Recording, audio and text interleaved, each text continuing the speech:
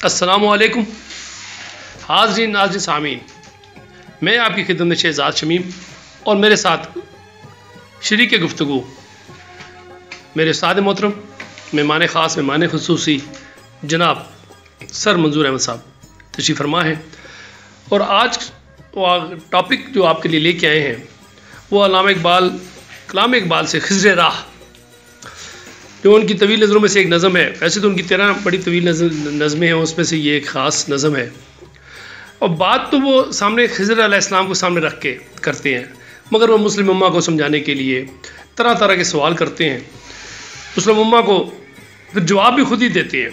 تو وہ اس نظم میں دیکھتے ہیں کہ وہ 1908 سے لے کے کی بات کرتے ہیں کہ شریف مکہ نے جب انہوں نے شریف مکہ کو جو وہاں کا گورنر بنا دیا تھا ترکوں نے، اور دیکھا کہ حالانکہ وہ ہاشمی بھی تھے مگر انہوں نے غداری کر کے انگریزوں کے ساتھ مل کے خلافت کے ٹکڑے کروائے، اور جس کی وجہ سے یہ 1923 میں پھر ان کو ایگریمنٹ کرنا پڑا خلافت عثمانیہ کو، جو کہ 100 سال کے لیے تھا، جو کہ 2023 میں اب ختم ہوگا، جس کے تحت انہوں نے بہت ساری چیزیں اپنی منوائیں کہ یہ اپنا وہ سمندر نہیں استعمال کر سکیں گے، اپنی بندرگاہ استعمال نہیں کر سکیں گے، آئل نہیں نکال سکیں گے، اس طرح کی بہت عجیب و غریب قسم کی تھی، جس کی وجہ سے ان کی معیشت ٹھیک نہ ہو سکے، بہتر نہ ہو سکے خلافت عثمانیہ کی۔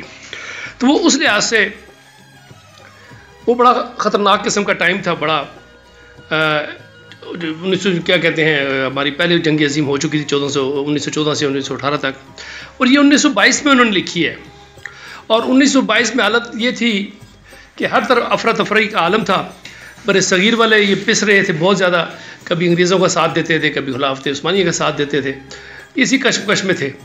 تو ان دنوں یہ تھا کہ اس مسلمانوں کی جو خلافت تھی وہ زوال پذیر تھی، اس کے ٹکڑے ہونے جا رہے تھے، اور دوسری طرف ہم کیا دیکھتے ہیں کہ ڈارک ایجز جسے کہتے تھے یورپ کے ڈارک ایجز میں رہ رہا ہے، وہ ترقی کی منزل طے کر رہا تھا، قریب وہ فیکٹریاں لگا رہا تھا، پورے یورپ میں فیکٹریاں لگ رہی تھیں، طرح طرح نئی قسمیں آ رہی تھیں، پرنٹنگ پریس لگ رہا تھا، بڑی اور ایجادات ہو رہی تھی، اور وہ جناب جہاز بنا رہے ہیں، ٹینک بنا رہے ہیں، بندوقیں بنا رہے ہیں، یعنی کہ صنعتی ترقی میں وہ بہت آگے نکل رہے تھے بہت زیادہ، اور ادھر مسلمانوں کی خلافت جو تھی وہ زوال پذیر کے آگے ٹکڑے ہونے کو تھے۔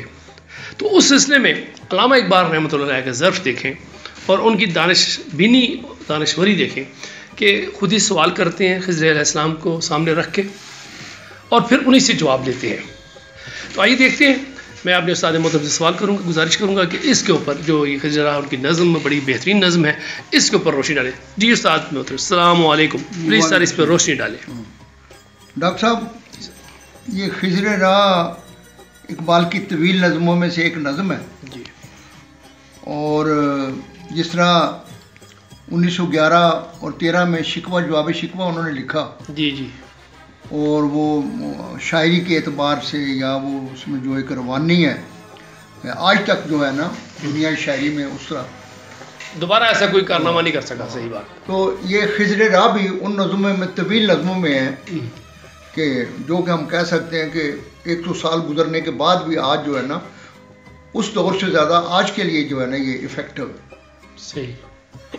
تو پھر یہاں پر اقبال نے جو اسلوب اختیار کیا ہے جی، سمجھانے کے لیے، جیسے آپ نے فرمایا نا کہ اس وقت پورا عالم اسلام جو ہے یہ یعنی پہلے وہ جو یورپ کی جنگ اور جنگ عظیم جو ہے اس میں یہ شریف مکہ جو تھا کہ دیکھو وہ یعنی ترک جو تھے وہ اعزازی طور پر ہاشمیوں میں سے ایک لگاتے تھے گورنر مکے کا نا، تو یہ شریف مکہ ایٹ دیٹ ٹائم خلافت ان کی اپنی تھی، خلافت تھی ان کی، مگر وہ ٹھیک ہے۔ تو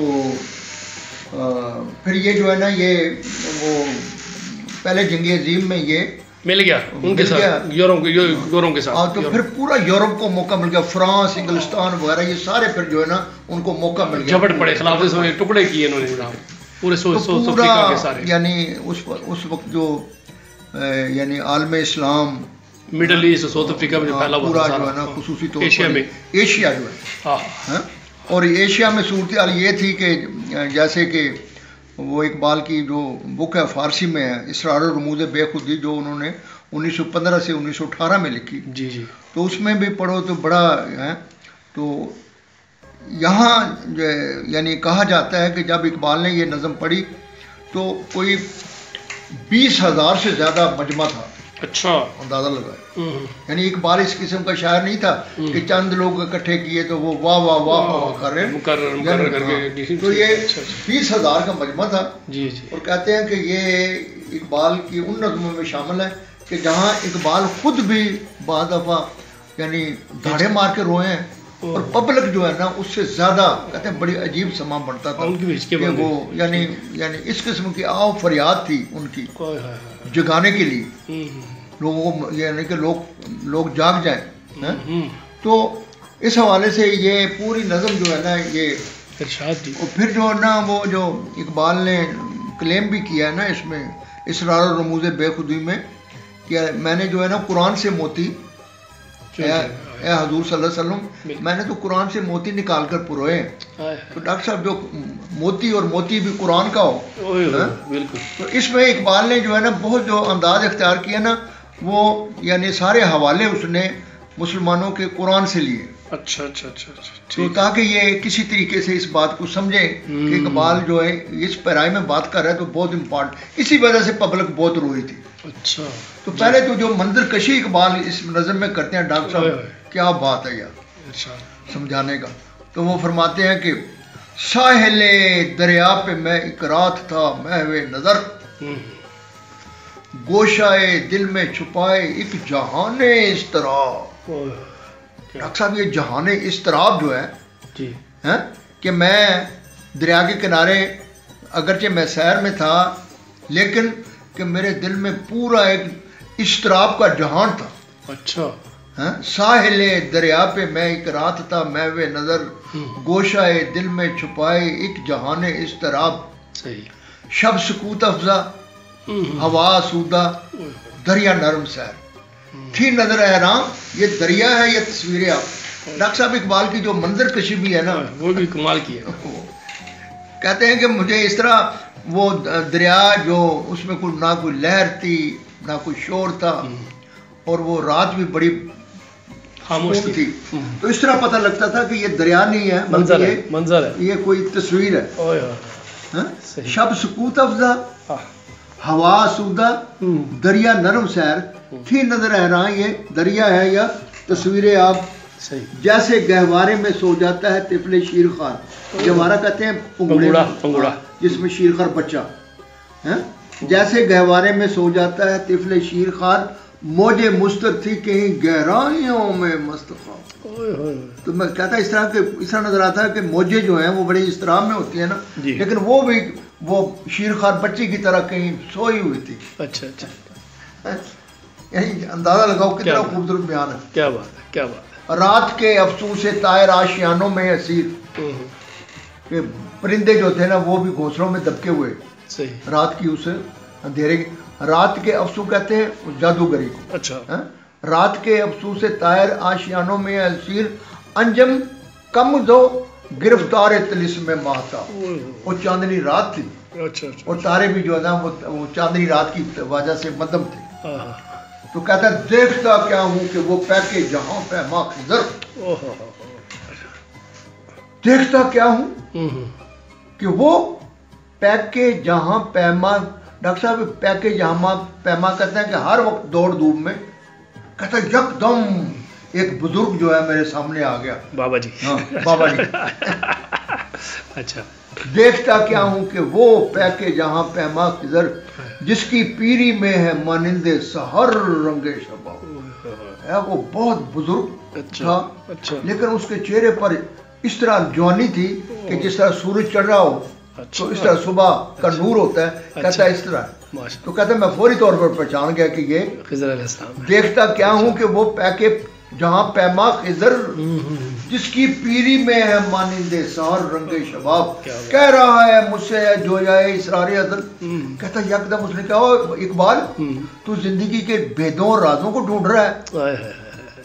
کہہ رہا ہے مجھ سے اے جویائے، یہ فارسی کا جو یہ دن ڈھونڈنا تلاش کرنا. کہہ رہا ہے مجھ سے اے جویائے اسرار ازل، چشم دل واہ ہو تو ہے تقدیر عالم بے حجاب. ایک بار اگر تیرے دل کی آنکھ کھل جائے جی تیری بصیرت تو ہے، بصارت تو ہے، لیکن بصیرت اگر اقبال تیرے دل میں آ جائے تو کہتا ہے یہ سارے مسئلے حل ہو جائیں. ٹھیک ٹھیک. دل میں سن کر بپا ہنگامہ محشر ہوا، میں شہید جست جوتا یوں سخن گستر ہوا. کہتا میں تو چاہ ہی رہا تھا.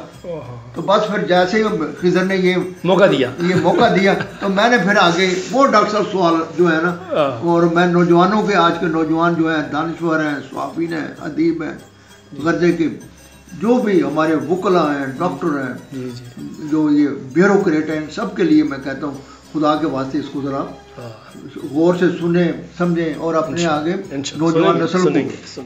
تو یہاں پر جو ہے نا اقبال نے ان کو متوجہ کرنے کے لیے کہ یہ میری خاص بات ہے، فرماتے ہیں اے تیری چشمے جہاں بھی پر وہ طوفان آشکار جن کے ہنگامے ابھی دریاؤں میں سوتے ہیں خاموش. وہ ہے خضر شخصیت، تو وہ شخص ہے کہ تو ان طوفانوں کو بھی جانتا ہے جو ابھی دریا کی تہ میں سوئے ہوئے. اتنا علم دیا کیوں نہ میں تجھ سے فائدہ اٹھاؤں. صحیح، کیا بالکل ٹھیک ہے. تیری چشمے جہاں بھی پر وہ طوفان آشکار جن کے ہنگامے ابھی دریاؤں میں سوتے ہیں خاموش. ٹھیک. کشتی مسکی و جان پاک و دیوار یتیم علم موسیٰ بھی ہے تیرے سامنے حیرت ہو. اور جس طرح قرآن میں واقعہ آیا ہے کہ جناب نا موسیٰ علیہ السلام کو اللہ نے ایک شخصیت سے ملنے کو کہا، تو وہ جو سفر ہوا موسیٰ علیہ السلام کے ساتھ ان کا، تو انہوں نے راستے میں 3 جو ہے جس پر موسیٰ علیہ السلام کو بڑا احتجاج تھا کہ انہوں نے اس کشتی کو ڈیمیج کر دیا، ایک نوجوان بچے کو مار دیا، اور پھر وہ ایک گاؤں میں گئے تو ان گاؤں والوں سے انہوں نے کھانا مانگا تو انہوں نے کوئی خدمت نہیں کی، الٹا وہ شخصیت خضر جو ہے وہ کہنے لگے کہ یہ ایک دیوار ہے، اس کو گری ہوئی ہے، اس کو بنا دیتے. ڈاکٹر صاحب یہ حوالے قرآن کے ہیں. جی ہاں بالکل. تو کہتے پہلی بات تو یہ ہے کہ چھوڑ کر آبادیاں رہتا ہے تو صحرا نورد، زندگی ہے تیری بے روز شب و فردہ و دوش. کہ پہلے مجھے یہ بتا اے خضر تو ایک جگہ ٹک کے کیوں نہیں بیٹھتا؟ کبھی جنگلوں میں، کبھی دریاؤں میں، کبھی صحراؤں میں. تو یہ طبیعت میں تیری میں یہ جو ٹک کے بیٹھ رہے ہیں یہ کیوں نہیں؟ اچھا. چھوڑ کر آبادیاں رہتا ہے تو صحرا نورد، زندگی ہے تیری بے روز و شب و فردہ و دوش. مجھے یہ بتا زندگی کا راز کیا ہے، سلطنت کیا چیز ہے؟ زندگی کا راز یعنی 20ویں صدی میں اقبال کا یہ سوال کرنا، یعنی دوسرے لفظوں میں یہ وہ خضر سے جواب لے کر نوجوان نسل کو بتانا چاہتے ہیں کہ بھئی یہ قرآنی نقطہ نظر کیا ہے، زندگی کا راز کیا ہے، سلطنت کیا چیز ہے، اور اس سرمایہ محنت میں کیسا خروش کہتے لڑائی کو. تو یہ جو یعنی ملوکیت، سرمایہ داری یا صنعت کاری اور یہ مزدور کے درمیان جو لڑائی ہے یہ کیوں؟ پہلے تو یہ بتا کہ زندگی کا راز کیا ہے، اور دوسری یہ بتا کہ یہ اس وقت پوری دنیا میں یہ جو صنعت کار جو مالک ہے اور مزدور آجر یا اجیر ہے، اس کے درمیان جھگڑا کون ہو رہا ہے؟ ایشیا کا خرقہ دیرینہ چاک، نوجوان اقوام نو دولت کے ہیں پیرائے پوش. اور ایشیا جو دنیا کے قدیم ترین جو ہے اس کے تہذیبیں تھی، یہ جو ہے یہ زوال پذیر ہے، اور اس کے مقابلے میں یورپ کا جو ہے وہ جو قومیں اور نوجوان بیدار ہو رہے ہیں. اس کی کیا وجہ ہے؟ وہ ترقی کر رہے ہیں. بالکل. گرچہ سکندر رہا محروم آب زندگی، فطرت سکندری اب تک ہے گرم ناؤ نوش. یہ ایک وہ کہاوت ہے کہ سکندر جو تھا وہ بھی وہ زندگی کا جو ہمیشہ کی زندگی کا پیالہ پینے کے لیے، لیکن وہ نہیں پی سکا 33 سال کی عمر میں. بالکل. تو لیکن سرمایہ داری جو ہے کہ سکندر تو محروم رہا، لیکن یہ فطرت سکندری اب تک ہے گرم ناؤ، لیکن یہ ملوکیت اور بادشاہ جو ہے یہ تو مزے کر رہی. اور پھر آخر میں وہ کہتے ہیں بیچتا ہے ہاشمی ناموس دین مصطفیٰ. اور یہ مجھے بتا کہ آج جو ہے یہ شریف مکہ جو جس کو خود ترکوں نے ان کا یہ ڈاکٹر صاحب یہ تھا کہ وہ اعزازی طور پر سید بھی ہے اور چلو یعنی ہاشمی کے ناطے سے، ہاشمیوں میں سے وہ ایک گورنر بناتے تھے. ٹھیک. تو یہ بجائے اس کے کہ یہ جناب نا ہاشمی کے ناطے اس میں کوئی خودداری یا غیرت ہوتی، یہ الٹا جناب نا وہ بک گیا۔ تو یہ بڑا زبردست سوال کیا ہے اقبال نے کہ بیچتا ہے ہاشمی ناموس دین مصطفیٰ، خاک و خون میں مل رہا ہے ترکمان سخت کوش۔ اور یہ مجھے بتایا خضر کہ یہ ترکوں کا تو کوئی لینا دینا نہیں ہے، لیکن وہ قربانی ہے، وہ ہزاروں شہید ہو رہے ہیں، اور اس کے مقابلے میں یہ عرب اور ہاشمی ہوتے ہوئے یہ وہ لارنس کے آگے ڈاکٹر صاحب یہ میں بتاؤں کہ وہ جو لارنس تھا جو ان کا برطانیہ کا جاسوس تھا، وہ کرنل رینک کا بندہ تھا دنیا کے 6 زبانوں پر، اور مسلمانوں کی سادگی کا یہ عالم ہے کہ بڑا من سے وہ دکھ ہوتا ہے یہ پڑھ کے کہ جب وہ دیکھتے ہیں کہ سری نگر میں یہ اپنا پیر کرم شاہ کے نام سے مسلمانوں کے جلسے میں تلاوت فرما رہا ہے، اور مسلمان اتنے سادے بولے آپ بندہ کیا کہ، اور سنا ہے کہ ایک سیٹ نے اپنی لڑکی اس کو دے دی کہ یار یہ بڑا خوبصورت مسلمان ہے، لاہور میں جا کے پتہ لگا یہ تو خبیث جو ہے نا یہ لارنس ہے، بڑی مشکل سے وہ لڑکی واپس لی۔ تو یہ ہمارا تو آگے آخر میں اقبال ان سے کہتے ہیں آگ ہے اولاد ابراہیم ہے نمرود ہے، کیا کسی کو پھر کسی کا امتحان مقصود ہے۔ تو اے خضر مجھے بتا کہ کہیں دوبارہ منظر تو نہیں آنے والا کہ نمرود کی آگ میں دوبارہ۔ تو یہ بڑے خوبصورت اشعار ہیں، اور ڈاکٹر صاحب یہ باتیں سن کے تو بڑے خوبصورت انداز سے پھر علامہ کا یہ کلیم ہے کہ جب میں نے یہ سوالات کیے تو خاص کر کے جو آخر کا سوال تھا کہ بیچتا ہے ہاشمی ناموس دین مصطفیٰ، خاک و خون میں مل رہا ہے ترکمان سخت کوش، آگ ہے اولاد ابراہیم ہے نمرود ہے، کیا کسی کو پھر کسی کا امتحان مقصود ہے۔ تو ڈاکٹر صاحب وہ خود اندازہ لگائیں کہ وہ 1922 میں اس وقت کے دور کے مسلمان یہ جب بولتے، آج تو 100 سال سے زیادہ ہو گئے تو یہ یعنی ایک قسم کے لوگوں کے دلوں کی آواز تھی کہ یہ جو کچھ ہمارے ساتھ عالم اسلام میں ہو رہا ہے یہ کیوں ہو رہا ہے۔ تو اب یہاں جو نا اقبال علیہ فرماتے ہیں کہ میرے سارے سوالوں کا وہ خضر جو ہے نا وہ اس نے کہا پھر اے اقبال سن پھر جو نے کوشچن کیے۔ پہلا جو اقبال کا کوشچن یہ تھا کہ تو ایک جگہ ٹک کے کیوں نہیں بیٹھتا۔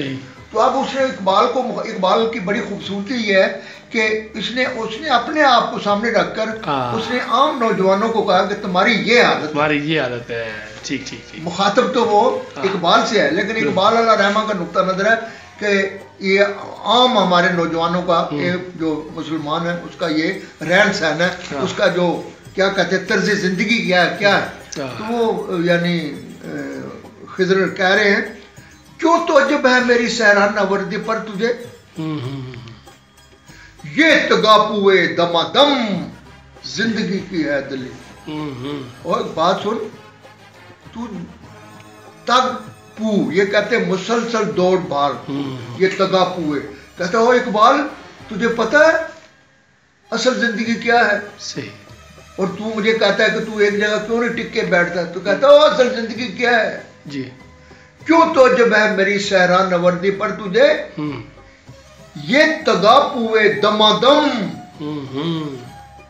زندگی کی ہے دلیل۔ یعنی زندگی کی ابتدا اسی سے ہے، یہ زندگی کی ایک جھلک ہے، رکنا نہیں ہے۔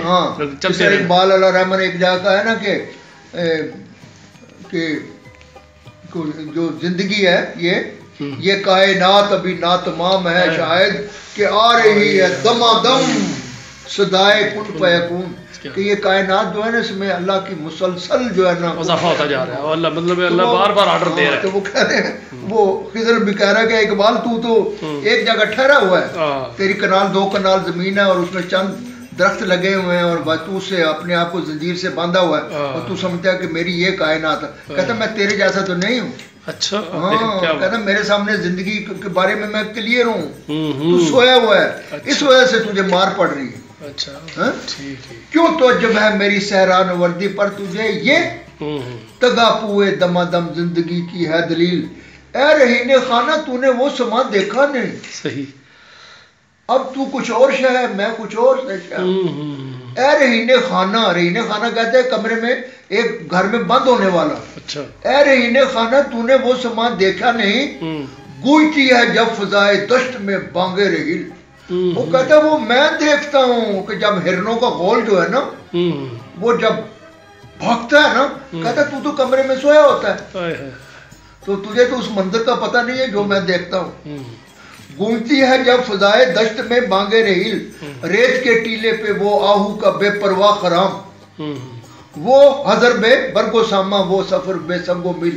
کہتا وہ ہرنوں کا جب غول بھاگتا ہے نا، اور پھر جب وہ بھاگتا ہے تو وہ پھر یہ نہیں دیکھتا کہ میں نے 2 یا 4 میل بھاگنا ہے، وہ بغیر کسی نشانوں کے میلوں بھاگتا رہتا ہے. اور جب انہوں نے ٹھہرنا ہو تو وہاں اگر کوئی چارہ وغیرہ ہے یا نہیں ہے تو وہ ٹھہر جاتے ہیں. کہتا ہے اس منظر سے لطف اندوز تو میں ہوتا ہوں. اور تو اسی سوال کو اقبال نے اس میں وہ جو نوجوانوں نے اسلام کے حوالے سے نا کہ تجھے آبا سے کوئی نسبت ہو نہیں سکتی کہ تو گفتار وہ کردار، تو ثابت وہ سیار. وہ کہتا تو ان سے تیری نسبت ہے اور تیری حالت یہ ہے تو رکا ہوا ہے وہ تو حرکت کرتا ہے. بالکل. تو کہتا ہے ریت کے ٹیلے پہ وہ آہو کہتے ہیں ہرن کو، ریت کے ٹیلے پہ وہ آہو کا بے پرواہ خرام، وہ حضر بے برگ و ساما، وہ سفر بے سنگ و میل، وہ نمود اختر سیماب پا ہنگام صبح. یہ صبح کو ستارے کو کہتے ہیں اختر. اچھا اچھا. یونیورسٹی نہیں کہتے سرگیتا تارا. تو کہتا ہے باسر تو سویا ہوتا ہے. یعنی اقبال نے اپنے نام کے حوالے سے اس نے پورے یعنی عالم اسلام کو کہ تم اس وقت جو ہے نا سوئے ہو، حالانکہ خود تو یہ تحت گزار تھے. تو وہ کہتا ہے وہ خضر کہہ رہا ہے کہ اے اقبال تجھے کیا پتا کہ وہ جو صبح سحری کا ستارہ ہے وہ کتنا بڑا ہوتا ہے اور کیا اس کی منظر ہوتا ہے. وہ نمود اختر سیماب پا، کیا بات. سیم آپ کہتے ہیں پارے کو، چاندی کا پانی. اور اس میں ڈاکٹر صاحب بڑی وہ اضطراب ہوتی ہے. تو صبح سحری کا تیارہ وہ دیکھے نا بھی وہ ستارہ جو ہے تو وہ بھی جھلمل کرا بڑا ہوتا ہے. تو وہ خضر کہتا ہے اقبال میں دیکھتا ہوں تجھے پتہ ہی نہیں. وہ نمود اختر سیماب پا ہنگام صبح، یا نمایاں بام گردوں پر جبین جبرائیل. کہتا ہوں اس طرح پتہ لگتا ہے کہ جس طرح آسمان کے اوپر جبرائیل علیہ السلام کا ماتھا چمک رہا ہے. کہتا وہ اتنا خوبصورت نظارہ ہے. وہ خضر کہتا ہے تو نے کبھی دیکھا ہے؟ یعنی مسلمانوں سے کہہ رہے ہو تم تو سوئے ہو. بالکل بالکل. کتنا خوبصورت ڈاکٹر صاحب یہ جگانے کے لیے. وہ نمود اختر سیماب پا، کیا بات کہ وہ پارے کی فطرت جیسا ستارہ وہ اس طرح نظر آتا ہے کہ جس طرح یہ آسمان کے اوپر جبرائیل علیہ السلام کا ماتھا چمک رہا. وہ سکوت شام صحرا میں غروب آفتاب، جس سے روشن تر ہوئی چشمے جہاں بینے خلیل. یہ بھی اقبال علیہ رحمہ نے قرآن شریف سے یہ استعارہ لیا. اچھا اچھا. کہ جب ابراہیم علیہ السلام کو جب انہوں نے دیکھا نا یہ چاند ہے وہ بھی ڈوب گیا ہے، سورج نکلا ہے وہ بھی ڈوب گیا، تو ابراہیم علیہ السلام نے کہا کہ یہ میرے خدا نہیں ہو سکتے. تو کہتا ہے کہ وہ سکوت شام صحرا میں غروب آفتاب، کہتے ہیں کہ وہ جو شام کا ٹائم ہو اور بندہ صحرا میں ہو اور غروب آفتاب غروب ہو رہا تو وہ ایک اپنے اس کا نظارہ ہے. تو کہتا ہے میں دیکھتا ہوں تو نہیں دیکھتا. وہ سکوت شام صحرا میں غروب آفتاب، جس سے روشن تر ہوئی چشمے جہاں بینے خلیل. کہ ابراہیم خلیل اللہ نے اس منظر سے ان کی وہ انہوں نے لیا کہ بھئی یہ چونکہ غروب ہو گیا. اور وہ پانی کے چشمے پر مقام کارواں، اہل ایمان جس طرح جنت میں گرد سلسبیل. یہ ڈاکٹر صاحب یہ جنت کے ایک نہر ہے جس کا نام سلسبیل ہے. اچھا سلسبیل. تو کہتا ہے کہ میں دیکھتا ہوں جی بیابانوں میں یا وہ وہاں جہاں چشمے ہوتے ہیں کہ کس طریقے سے جناب نا اس چشموں پر پانی وہ جو قافلے والے پیتے ہیں پانی. تو کہتا ہے اس طرح پتہ لگتا ہے کہ جس طرح یہ جنت کی سلسبیل ہے اور اس سے لوگ میں ہو رہے ہیں. تو کہتا ہے وہ بھی میں دیکھتا ہوں، میں ایک بات تو نہیں دیکھتا. اور وہ پانی کے چشمے پر مقام کارواں، اہل ایمان جس طرح جنت میں گرد سلسبیل، تازہ ویرانے کی صدائے محبت کو تلاش. تو اے اقبال میں تو محبت کو سودائی ہوں اور مجھے تو ہر روز نیا ویرانہ چاہیے. نئی تلاش، نئی تلاش، ہاں نئی تلاش. تو کہتا ہے میں تیری طرح تو نہیں ہوں. نئی منزل، نئی تلاش. کیا بات ہے.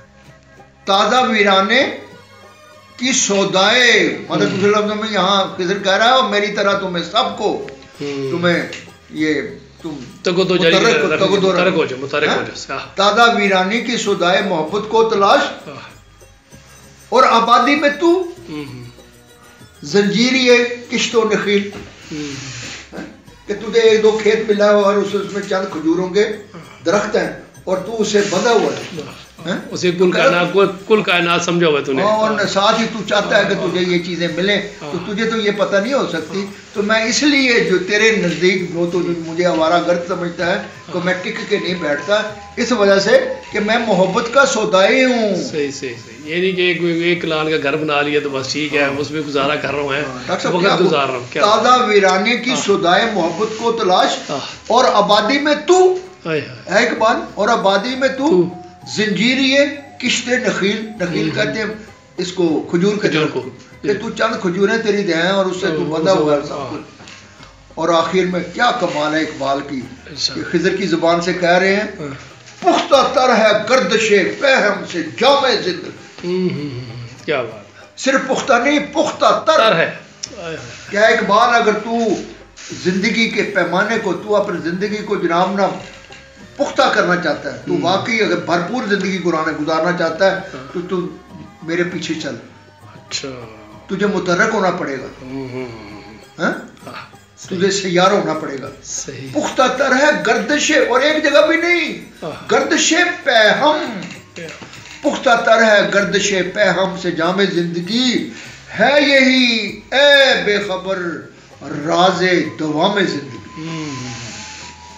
اور اے بولے والے اقبال تجھے کیا پتا ہے کہ یہی ایک راز ہے زندگی کا دوام، اسی میں چلنے پھرنے میں، گھومنے میں، تحقیق کرنے میں. جو زندگی کا دوام ہے وہ اسی سفر میں، اسی سفر میں. تو اس حوالے سے اقبال نے، ڈاکٹر صاحب میں سمجھتا ہوں کہ اس بند میں ڈاکٹر صاحب نے، وہ اللہ رحمہ نے، اقبال نے ہمیں نوجوان، صرف میں تو اس بات پر ایمان ہے میرا ڈاکٹر صاحب، آج بھی جی ابھی ہم یہ ہمارے اگر سارے نہیں تو یہ پڑھے لکھے نوجوان جو ہیں، اور یہ ہماری اللہ تعالیٰ اس حکومت کو یہ توفیق دے کہ یہ اقبالیات کو اگر زیادہ نہیں تو یار یہ چند طویل نظمیں جو ہے نا یہ لازم کر دیں.